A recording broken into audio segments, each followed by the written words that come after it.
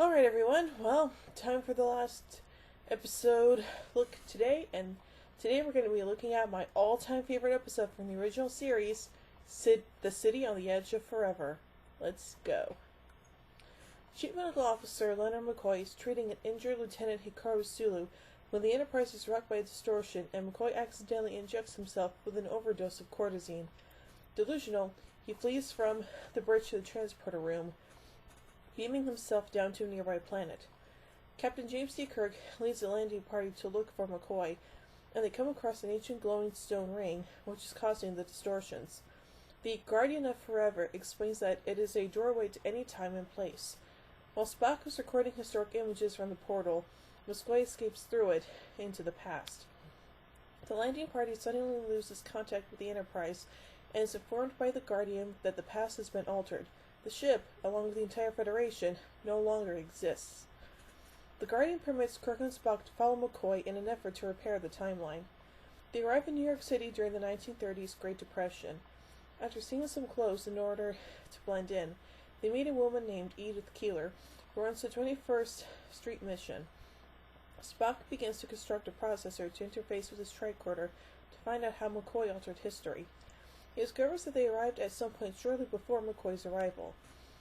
While they await his arrival, they work for Keeler and Kirk begins to fall in love with her. Aww. After some time, unbeknownst to Kirk, McCoy stumbles into the mission, delirious, and Keeler takes him in. Spock finishes his work reviewing the Guardian's images of the original and altered timelines, and discovers Keeler was supposed to have died in an accident, which was prevented by McCoy. Instead, Keeler started a pacifist movement, causing the United States to delay its entry into World War II, allowing Nazi Germany enough time to develop a nuclear weapon and win the war. Kirk knows that Keeler must be allowed to die in order to undo the damage to the timeline. Ugh. Keeler nurses McCoy back to health, and he tells her his story. Though Keeler is skeptical, she tells McCoy that he would like her eccentric new friend. Later, onward to see a movie, Keeler mentions McCoy to Kirk. He tells her to wait there before running to find Spock. The Starfleet trio reunite in front of the mission.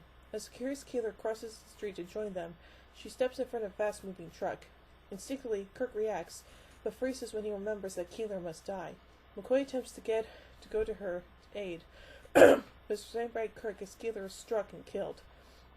McCoy tells Kirk that he could have saved her. With Keeler's death, history returns to its original form. Kirk, Spock, and McCoy return to the Guardian's planet, where, as far as the rest of the landing party are concerned, they have only been away for a few minutes. The Guardian confirms that the timeline has been restored. The crew on the Enterprise contacts the landing party, and the traumatized Kirk responds with instructions, "Let's get the hell out of here." Yeesh. Yeah, so some pretty bleak stuff happening in here, huh? Anyway, let's look at the production elements of the story. Harlan Ellison was one of the first writers to be recruited by Gene Roddenberry for Star Trek. Roddenberry was aiming to have the best science fiction writers produce scripts for the show, and had identified Ellison immediately. At the time, Ellison had been nominated for the 1965 Writers Guild of America for Outstanding Script for a television anthology. With the script for the Outer Limits episode, Demon with the Glass Hand, he went on to win. Rather than being assigned a pre-written premise, Ellison was allowed to develop his own and proposed it in a 10-page outline.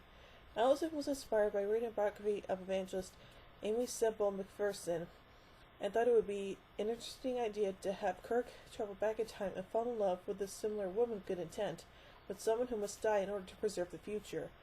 Ellison considered that it would have a heart-rending effect on Kirk. In March 1966, Ellison pushed the idea to Roddenberry, who accepted it.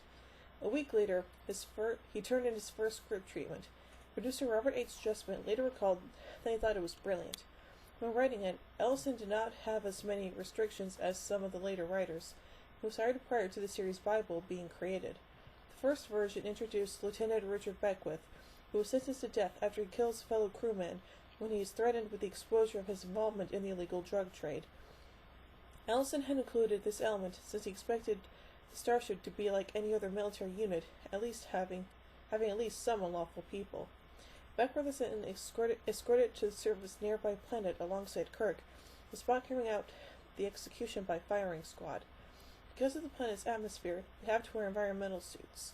On arriving, they find an ancient civilization and the remains of a city, This was Ellison's City on the Edge of Forever. It is inhabited by several 9-foot-tall, 2.7-meter men, the Guardians of Forever, who protect an ancient time machine. Kirk then asks to see the history of the United States in the machine, and as it reaches the Great Depression of the 1930s, Beckwith dives into the projection and vanishes. The Guardians inform Kirk that history has been altered, and upon returning to the Enterprise, they discover that the vessel is now manned by renegades. They fight their way back to the transporter room and return to the planet, where the Guardians allow Kirk and Spock to preserve Beckwith into the past. They are informed by the Guardians that Beckwith prevented the death of Edith Kostler, and as in the final version, Kirk falls in love with her. In this version, however, he does so knowing that she must die, and in the end. Emotionally, he cannot stop Beckwith from attempting to save Kostler. Spock has to do it. Roddenberry had asked for the ship specifically to be placed in danger, so Ellison added the renegade element in response. Roddenberry disagreed with some of Kirk's actions in the first draft, and asked Ellison to rewrite the treatment without pay. The redraft took a further 5 weeks, after which Roddenberry gave more notes and Ellison took another 2 weeks to respond. There were still plans to film the episode in the first half of the season at that point, as the version included yeoman Janice Rand. When the version was received on May 13th, Roddenberry and the executives at Desilu and NBC were all relieved.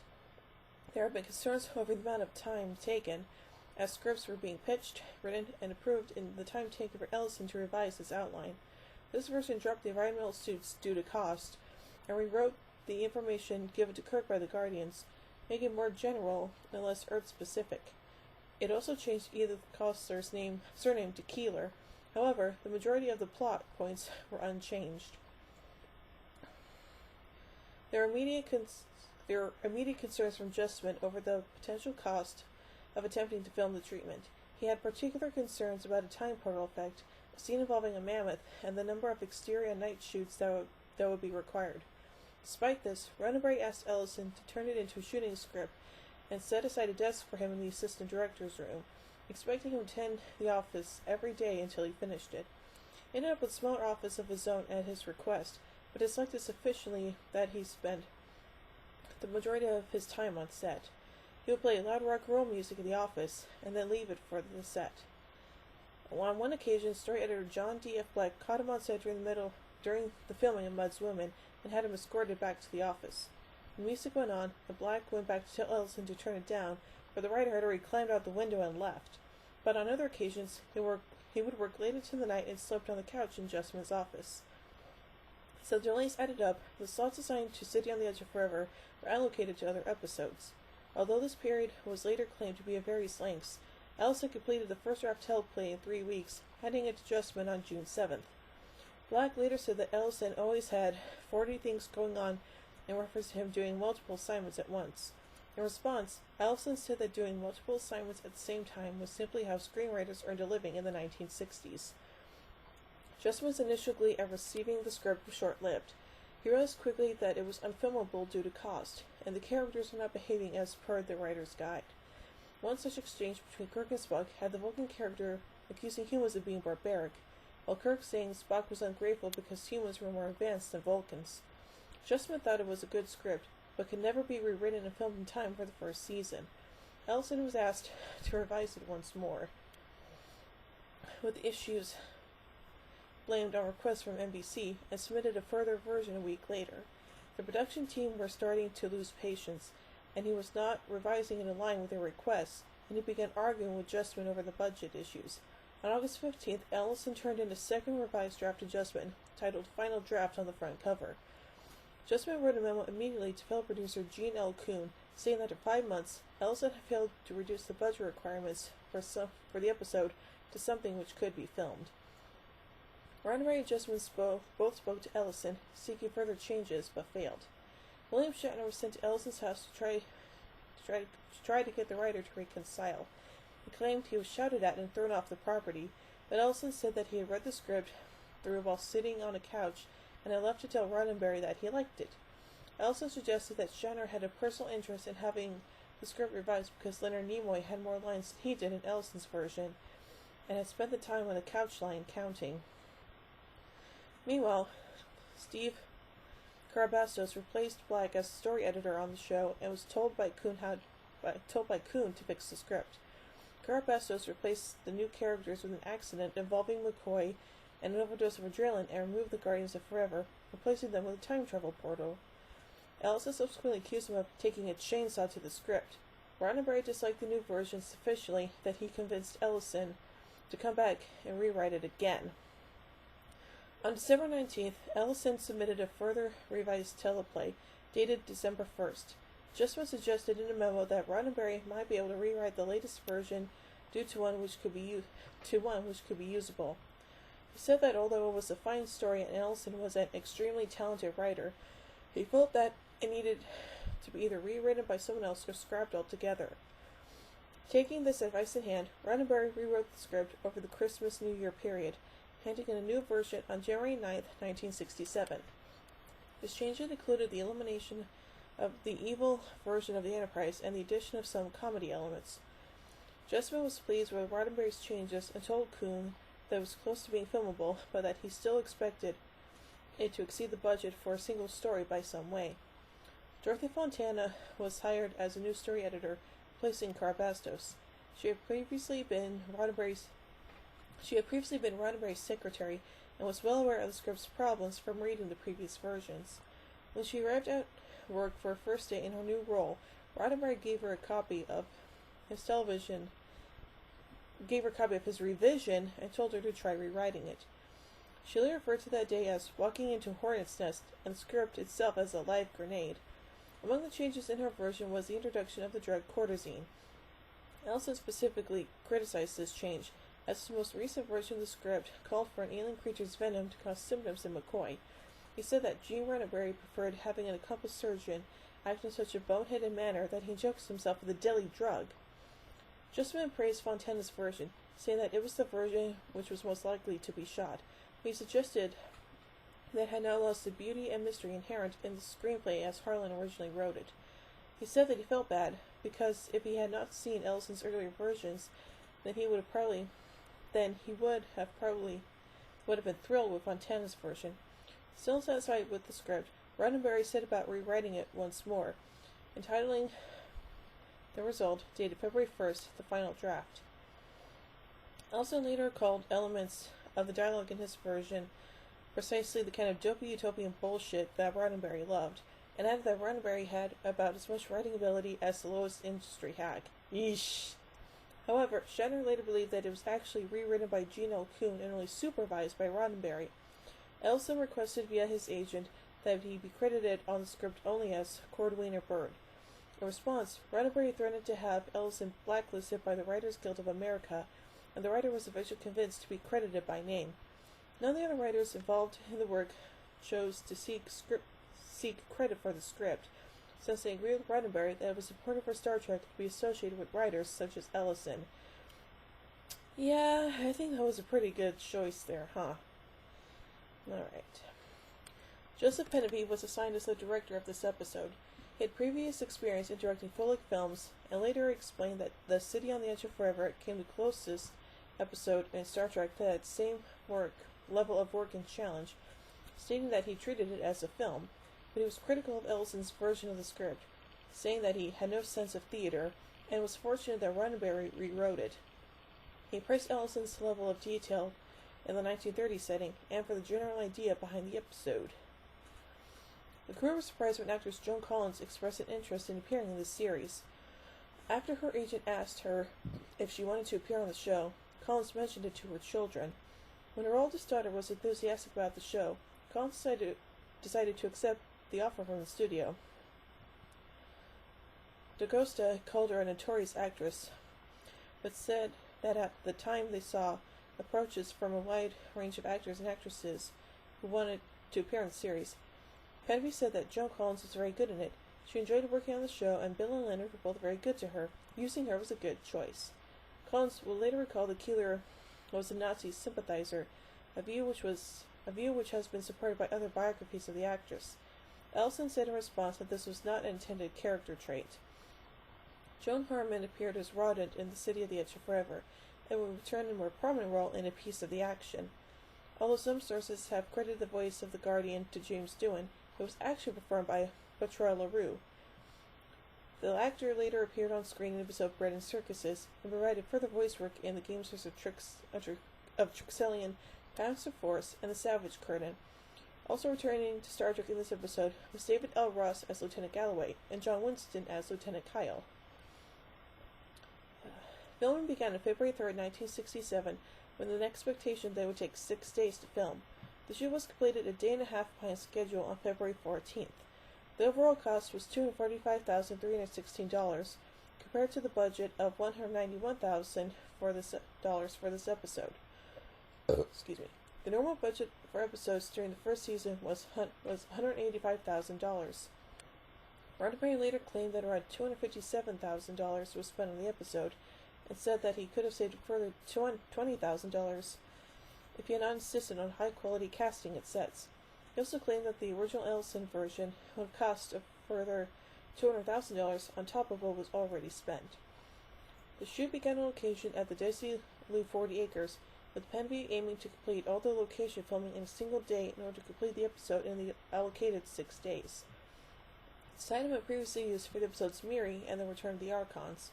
None of the producers expected him to do so, but with the series already $74,507 already in the red, and with 2 more episodes left to film, Desilu had to appear to NBC to be attempting to try to keep the costs.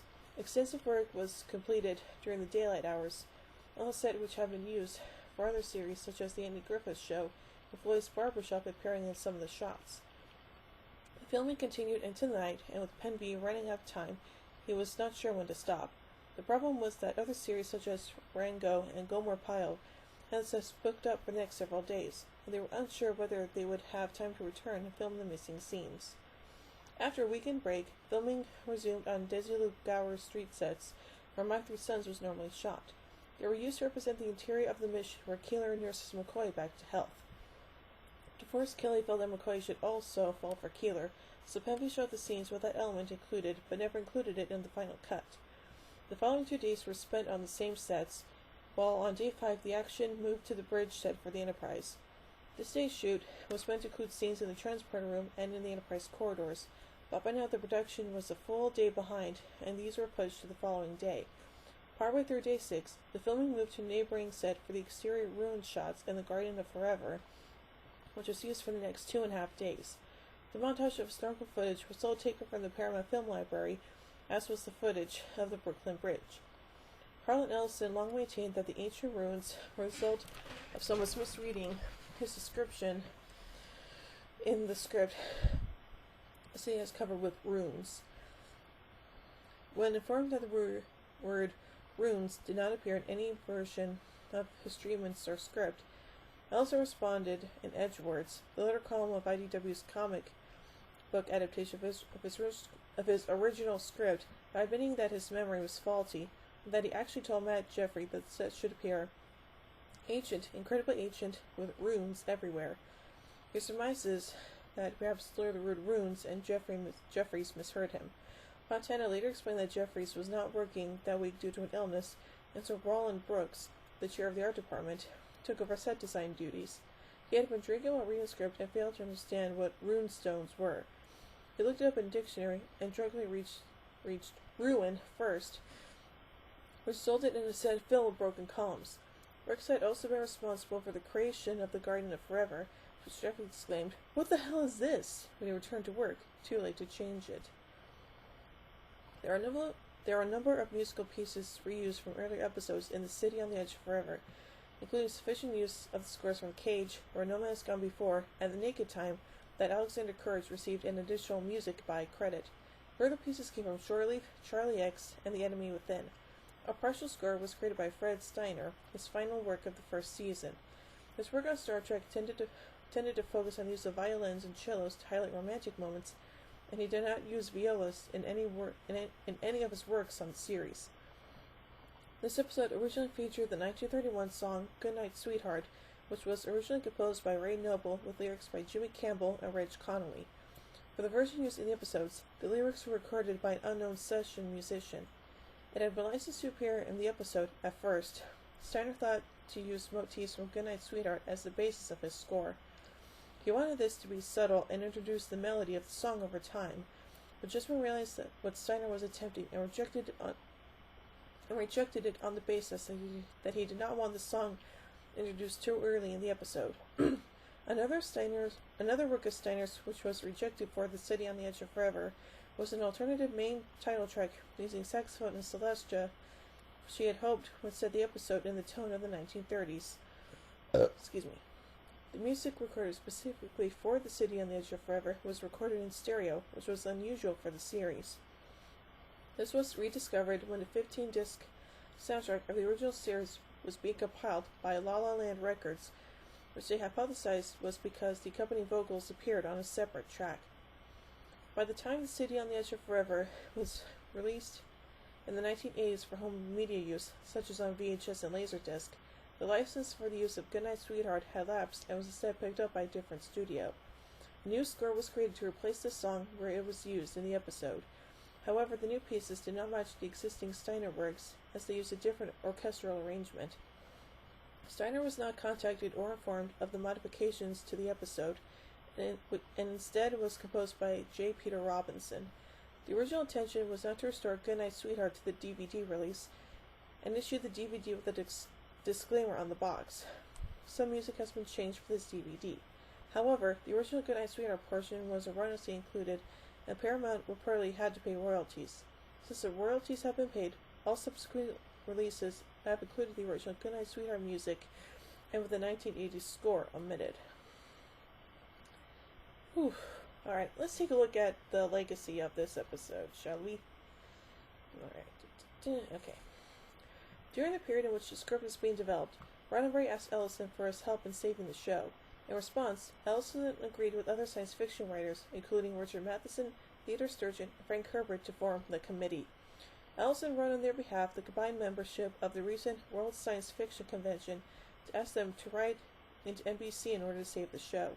Shiner later credited Ellison for saving the show during the first season, but after the work was completed on the episode, Roddenberry and Ellison did not speak for several years. Ellison said he felt used, while Roddenberry said he was being unfair and had unjustly condemned the episode, loudly and in public. Ellison would sell copies of his original script at conventions, while Roddenberry's Lincoln Enterprises sold the film version. In 1975, Ellison copyrighted the version of the first draft script, and it was returned to him with notes, which was then published in 6 science fiction plays by Simon & Schuster. By this time, he and Roddenberry had taken consolatory steps towards each other, and he was invited to pitch a story idea for a late 1970s Star Trek film, despite saying that Star Trek was dead in an interview with the Washington Post when the film project was first announced. However, this did not last. Roddenberry would go on to claim in an interview with Video Review magazine that Ellison wrote into the script that he had Scotty dealing drugs, and when asked to remove it, Ellison claimed that Roddenberry had sold out. At no point in any of the versions of the outlines or scripts did Scotty ever deal or take drugs. Roddenberry repeated this claim elsewhere around the same period in 1987, including to Ben Harrison in an interview for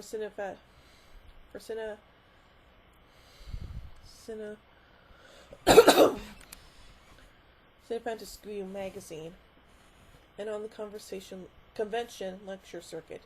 2 issues later, writer Alan Bernard wrote into the letters page a video review asserting that Scotty had never sold drugs in any version of the script. In response, Roddenberry wrote to Bernard, dated March 25, 1987, and agreed that he had mistakenly attributed the drug dealing to Scotty. But despite this, other publications have repeated the incorrect claim by Roddenberry since.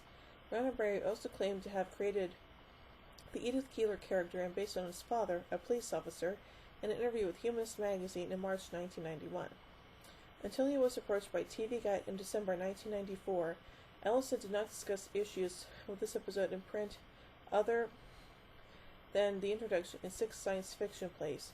He was reluctant to discuss it from the magazine, and in order to make them go away, asked for a sum of money that he believed was 5 times more than they had ever paid for an interview. To his surprise, they agreed, so he wrote the article, which immediately generated a backlash from Star Trek fans. Can't imagine why.